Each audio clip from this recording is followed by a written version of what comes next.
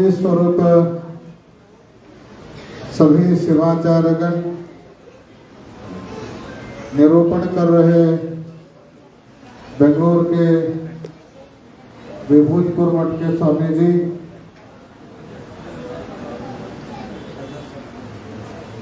औसा के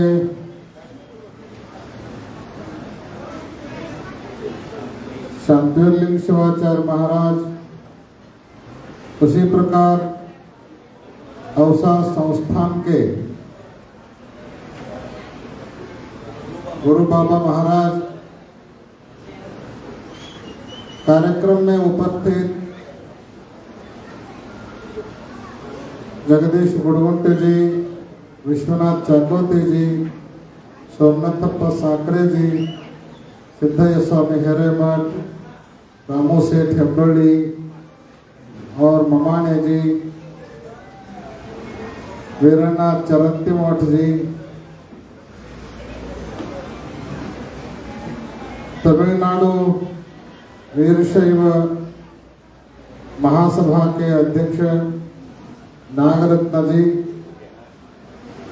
वेंकटेश्वर जी, केरला के अरुण जी, राजस्थान से आए हुए दीनदयाल जी और इतर प्रांतों से आए हुए सभी सद्भक्तगण,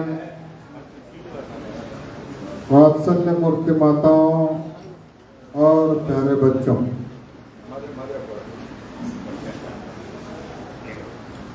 रामेश्वर में आज जो भूमि पूजन कार्यक्रम हुआ, यह वीरशैव धर्म के पंचपीठों के धार्मिक इतिहास में सुवर्ण अक्षर में लिखे जाने वाला एक अभूतपूर्व अविस्मरणीय कार्यक्रम है।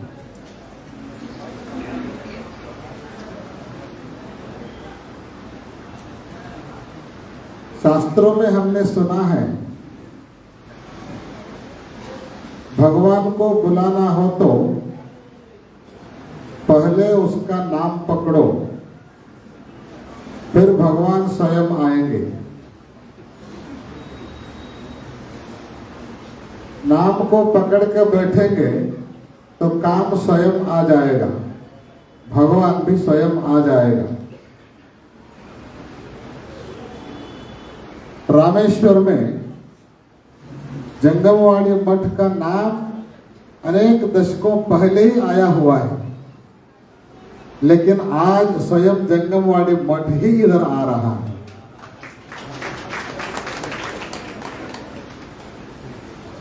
तो नाम के माध्यम से जंगमवाड़ी मठ को यहाँ पे लाने का श्रेय बैलभंगल के हमारे गुरसिद्ध स्वामी को जाता है। उस नाम के कारण आज स्वयं जंगमवाड़ी मठ ही इधर आ रहा है। यह तमिलनाडु सभी सद्भक्तों का एक अहोभाग्य है, सौभाग्य।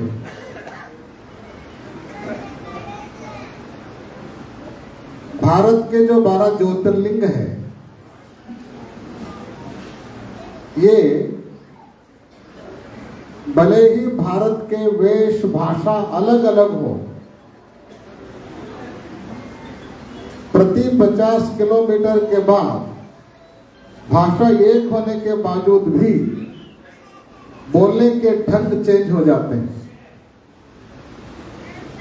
प्रति 50 किलोमीटर के बाद भाषा को बोलने के ढंग अलग अलग हो जाते हैं। तो प्रांतों की भाषा तो अलग अलग है ही है। इतने वेश, इतने भाषाएं, इतने संस्कृति, इतने समुदाय होने के बावजूद भी भारत को अगर एकजुट बनाए रखा है तो ये भारत के 12 ज्योतिर्लिंग है। भारत के 12 ज्योतिर्लिंग, क्योंकि ये जो ज्योतिर्लिंग है भारत को भावनात्मक दृष्टि से बांधे रखे हुए हैं। भाषा अलग अलग हो सकते हैं, लेकिन भाव अलग अलग नहीं है, भक्ति अलग अलग नहीं है। उस भक्ति के कारण ही उत्तर प्रदेश के लोग, दक्षिण भारत में रहने वाले ज्योतिर्लिंगों के दर्शन के लिए आते हैं। दक्षिण भारत में रहने वाले भारत के लोग उत्तर प्रदेश में रहने वाले ज्योतिर्लिंगों के दर्शन के लिए जाते हैं। ये उत्तर और दक्षिण ये केवल प्रांतीय भेद है। जहां भक्ति होती है वहां पे कोई भेद नहीं होता है। उसका जीता जागता उदाहरण कोई है तो वो 12 ज्योतिर्लिंग है।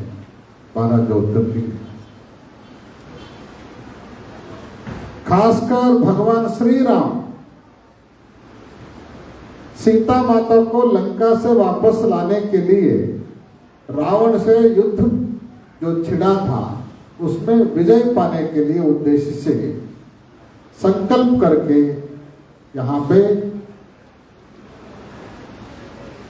लिंग की पूजा की, उपासना की और रावण के ऊपर विजय पाया। इस क्षेत्र की महिमा है। जहां भी इस क्षेत्र के परिधि में कोई भी व्यक्ति आकर के कोई भी एक सत संकल्प करता है तो वह संकल्प पूर्ण हुए बिना नहीं रहता है। यह रामेश्वर क्षेत्र की खास महिमा है।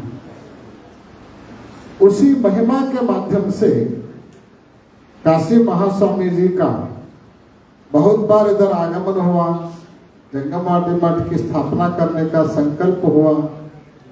आज वह पूर्ण होने जा रहा है।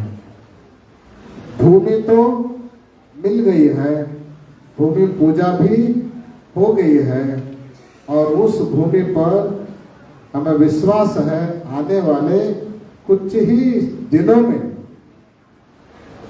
बांधकाम भी पूर्ण हो करके इससे अधिक संख्या में लोग आकर के उसका उद्घाटन अवश्य करेंगे। भूमि मिल गई है और निवास के लिए पैसा देने वाले भक्त मिल गए हैं, काम करने वाले मिल गए हैं। अब देरी किस बात की? देरी है ही नहीं है। केवल बांधकाम खड़ा होने के लिए जितना समय की जरूरत है उतने ही समय मात्र दूर है। आने वाले दिनों में वो भी अवश्य पूर्ण होगा। हमें बहुत बड़ा आनंद है क्योंकि भूमि पूजा एक माध्यम है। महास्वामी जी ने आदेश किया कि ऐसे ऐसे मठ का भूमि पूजा होने वाली है, आपको आना है। महास्वामी जी का जब भी आदेश होता है ऐसा कभी नहीं हुआ कि हम नहीं आए। और आने के साथ साथ केवल भूमि पूजा मात्र नहीं हुआ है, उसके साथ साथ धनुषकोडी में समुद्र का स्नान भी संपन्न हुआ और 21 कुंडों के पानी का प्रोक्षण भी हुआ और अंत में उसको एक मुख से वर्णन नहीं कर सकते। साहित्यिक सेवा हो, धर्म प्रचार का कार्य हो, ग्रंथों का विकास हो, पीठ का विकास हो। आज भी 80 साल के उम्र तक उनका वयोग है, लेकिन आज भी दिन के 24 एक समय भी वो व्यर्थ नहीं बिताते हैं। आयुष क्षण एकोपि न लभ्यः स्वर्ण कोटि भी। आयु का एक क्षण भी अगर बीत गया तो उसको पाने के लिए 1 करोड़ रुपए आप देने के लिए तैयार हो भी जाएंगे, लेकिन वो क्षण आपको वापस नहीं मिलता है। क्षण अमूल्य है, प्रत्येक क्षण अमूल्य है। उस क्षण को व्यर्थ नहीं करना है, व्यर्थ नहीं बिताना है। वो जो जुझारूपन है, थके मांदे कभी हम उनको देखे ही नहीं है। हर वक्त उत्साह से काम करते हैं, खुशी से काम करते हैं और लोगों को तो इतने प्रेम प्रदान करते हैं, उसको कह नहीं सकते। दैहिक कष्ट जितना भी हो, लेकिन उसको दिखाते नहीं है।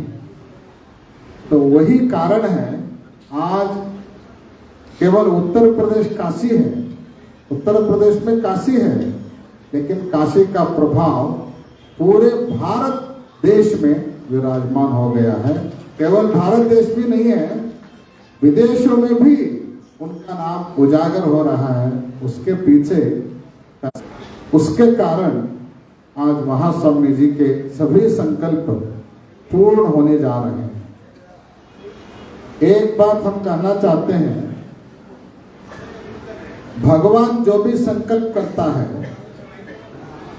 वो पूर्ण होने को समय नहीं लगता है। भगवान के पास 3 शक्ति है, इच्छा शक्ति, ज्ञान शक्ति और क्रिया शक्ति। तीनों शक्ति एकजुट होकर के काम करते हैं। भगवान के पास के तीनों शक्ति, और उसी का अंश जीव है। जीव के पास भी ये 3 शक्ति है, लेकिन संकुचित होने के कारण यह बल के रूप में जाने जाते हैं। आणव मल, बाह्य मल और कार्मिक मल के रूप में जाने जाते हैं। जो व्यक्ति इन मलों को, मतलब इन शक्तियों को, संकुचित हुए इन शक्तियों को जो विकास करता है, वही भगवान का स्वरूप को पा लेता है। इस तरह से महास्वामी जी की इच्छा और महास्वामी जी का ज्ञान और महास्वामी जी का कार्य, वह अत्यंत विकास होने के कारण केवल नाम से चंद्रशेखर नहीं है, स्वरूप से भी भगवान चंद्रशेखर के रूप में काशी महास्वामी जी हमारे मध्य में विराजमान है। उनके संकल्प के कारण आज जो भूमि पूजन हुआ है, वह जल्द से जल्द पूर्ण हो, उद्घाटन के लिए पुनः आने का योग प्राप्त हो और फिर समुद्र में स्नान, रामेश्वर का दर्शन हो सब लोगों को। ऐसे शुभेच्छा व्यक्त करते हुए, समय अधिक होने के कारण ज्यादा न बोलते हुए, काशी महाशोभय जगत गुरु महास्वामी जी को अनंत प्रणिपात समर्पित करके आशीर्वचन को पूर्ण करते हैं। ओम शांति शांति शांति। ಶ್ರೀಶೈಲ ಜಗದ್ಗುರು ಮಹಾಸ್ವಾಮಿಯವರ ಪಾದಗಳಿಗೆ ಅನಂತ ಪ್ರಣಾಮಗಳನ್ನು ತಿಳಿಸ್ತಾ, ಇವತ್ತು ಭೂಮಿ ಪೂಜೆಯನ್ನು ಎಲ್ಲ ಕಾಶಿಪೀಠದ ಪರವಾಗಿ ಆ ಪೂಜೆಯಲ್ಲಿ ಭಾಗವಹಿಸಿದಂಥ ದಂಪತಿಗಳು ನಮ್ಮ ಚಿರ್ಮೆ ಅವರ ಸುಪುತ್ರ ಸಚಿನ್ ಚಿರ್ಮೆ ಮತ್ತು ಶ್ರೀಮತಿ सचिन चिरमे दंपतिಗಳು वे मंच पर आकर काशी जगतगुरु महासन्निधियों का आशीर्वाद प्राप्त करें। सचिन चिरमे, श्रीमती सचिन चिरमे और आर के स्वामी, श्रीमती आर के स्वामी। ಇವತ್ತು ರಾಮೇಶ್ವರಂನಲ್ಲಿ ಕರ್ನಾಟಕದಿಂದ ಅಥವಾ ಕಾಶಿಯಿಂದ ಬಂದಂಥ ಎಲ್ಲ ಭಕ್ತರಿಗೆ ಸ್ವಾಗತ ಮಾಡ್ತಾ ಇರುವವರು ಸುಮಾರು ದಶಕಗಳಿಂದ ಇಲ್ಲಿರುವಂತಹ ಗುರುಸಿದ್ಧ ಸ್ವಾಮಿ ಜಂಗಮವಾಡಿ ಮಠದ ಕುಟುಂಬದವರು, ಈಗ ಸಕ್ರಿಯವಾಗಿ ಕೆಲಸ ಮಾಡ್ತಾ ಇರ್ತಕ್ಕಂಥ ಅವರ ಕುಟುಂಬದ ಶ್ರೀ ಗುರುಸಿದ್ಧ ಸ್ವಾಮಿ ದಂಪತಿಗಳು ಕೂಡ ಜಗದ್ಗುರುಗಳವರಿಂದ ಆಶೀರ್ವಾದ ಪಡಿಬೇಕು. ಸದಾನಂದ ಗಣೇಶ್ ಕುಟುಂಬದ ಸದಸ್ಯರು ಕೂಡ ಜಗದ್ಗುರು ಮಹಾಸನ್ನಿಧಿಯವರಿಂದ ಆಶೀರ್ವಾದವನ್ನು ಪಡಿಬೇಕು. ನಮ್ಮ ಗುರುಸಿದ್ಧ ಅವರ ಚಿಕ್ಕಪ್ಪವರು ಕೂಡ ಬೆಂಗಳೂರಿಂದ ಬಂದಿದ್ದಾರೆ, ಅವರು ಕೂಡ ಮಾಮ ಅವರು ಬಂದಿದ್ದಾರೆ, ಅವರು ಮುಚ್ಚಂತಿ ಮಠ ಅವರು ಕೂಡ ಜಗದ್ಗುರುಗಳಿಂದ ಆಶೀರ್ವಾದವನ್ನು ಪಡಿಬೇಕು. ಇಲ್ಲಿರೋರಿಗೂ ಮತ್ತು ಕೆಳಗಡೆ ಇರ್ತಕ್ಕಂಥವ್ರಿಗೂ ಒಂದು ಪ್ರಕಟಣೆ ಏನಂತ ಹೇಳಿದ್ರೆ, ದಾಸೋಹದ ವ್ಯವಸ್ಥೆಯನ್ನ ಅಲ್ಲಿ ದೇವಸ್ಥಾನದ ಮುಂಭಾಗದಲ್ಲಿರ್ತಕ್ಕಂಥ ಜಂಗಮವಾಡಿ ಮಠದಲ್ಲಿ ಮಾಡಲಾಗಿದೆ. ಪ್ರಸಾದವನ್ನು ಅಲ್ಲಿ ಹೋಗಿ ತಾವೆಲ್ಲರೂ ಕೂಡ ಸ್ವೀಕರಿಸಬೇಕನ್ನುವಂಥ ಮಾತನ್ನು ಕೂಡ ಈ ಸಂದರ್ಭದಲ್ಲಿ ತಿಳಿಸ್ತಾ ಇದ್ದೇವೆ. ಮತ್ತು ಕಾಶಿ ಜಗದ್ಗುರು ಮಹಾಸನ್ನಿಧಿಯವರು